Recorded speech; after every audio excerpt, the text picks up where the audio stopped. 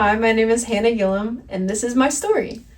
It starts when I was 4 years old when my parents got divorced. I thought it was great. I had basically everything to Christmases, to birthdays, to Easters.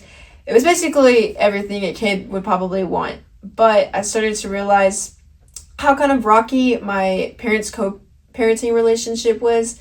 It was rocky before they got divorced. I've come to find out later, but as I grew up, I started to realize how rocky it had become.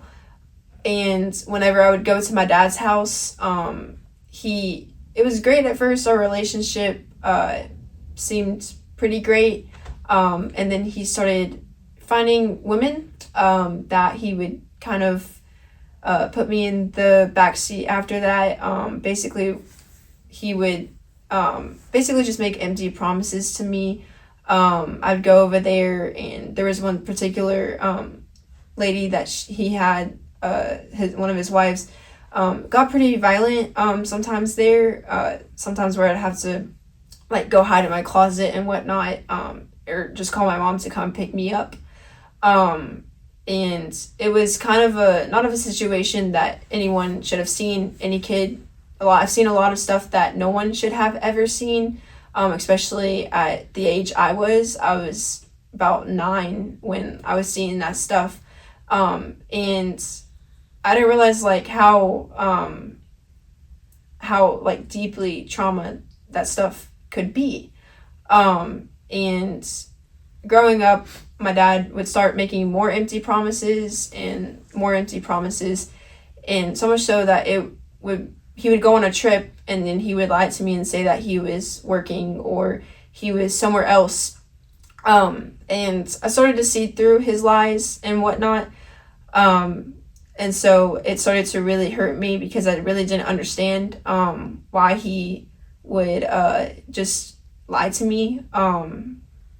So as I'm going through, I grew up in church, so I knew who Jesus was, what being a Christian was like, but church was really for me just a routine thing. So I didn't really understand that Jesus really wanted a relationship with me. I just thought we went to church because everyone else was doing it, and so I really think I was just following because everyone told me to, and I didn't know why I was following. And so just kind of gone through the motions. And when I was about 11, I stopped seeing my dad for a while, and started going to youth group about in 8th grade, and started realizing how deeply depressed and how deeply my self-worth, I did not really have much self-worth. I felt like I didn't deserve anything, or I didn't deserve God's love. And I really didn't realize how bad my self-esteem was too. And so much so that I basically didn't talk to really anyone in school. I was always, but it was weird because I was always the one that had the bright smile and really didn't let anyone in or let anyone know what was going on. And so I really felt alone. I had friends, but we didn't really hang out like after school and whatnot. So I would just go home and just be alone. I had my grandma though, and she went through a lot. Like she was definitely my rock, other than Jesus in that. But going over that a couple years later, started going to youth group more my junior year of high school, and that's when I started really going for the right reasons. Started going to church for myself, and knowing why I was going to church, because I knew then that Jesus wanted a relationship with me.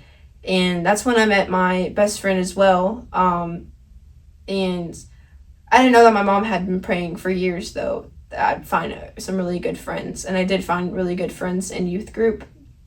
And I started learning more about forgiveness, and I went to a freedom conference at my old church that I used to go to, And one of the segments was over forgiveness.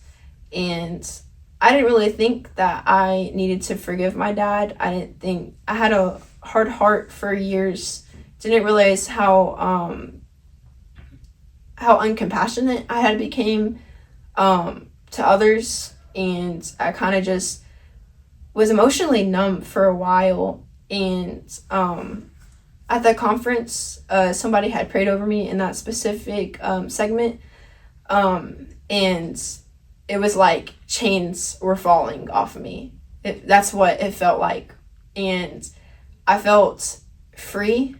I felt like I knew my self-worth right then and there, that I really truly had forgiven my father, and that my self-worth isn't in if my earthly father treated me right or not. My self-worth is in Jesus, because he called me, and God is my heavenly father. And forgiveness isn't a one-step process. It's something I still go through daily, and it's something that I still have to walk through. And sometimes it's hard, and sometimes it's kind of easy. And I wish I could say that me and my father's relationship is great, but it's still not. But maybe one day, still hoping on to having a good relationship with him again. But yeah, and I really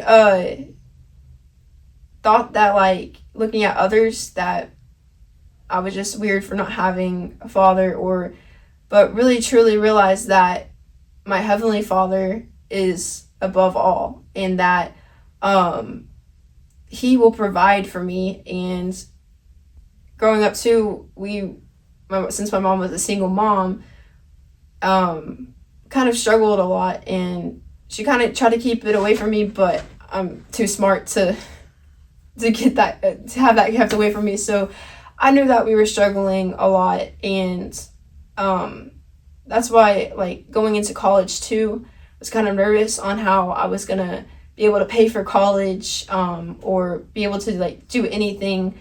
But that's when I was blessed with my full ride scholarship to Lamar, and that just showed me that if you were in God's will, then He will provide for you no matter what. Because that scholarship let me stay at the dorms for 4 years, and it let me have full tuition. So whenever I graduated, I was debt-free and had no school loans. And now I'm here at this church. I play the keyboard, and I'm also getting married this year. And yeah, the Lord just blessed me a lot with the life that I have now, and just blessed to be out of everything that I've been through. My name is Hannah, and this is my story for His glory.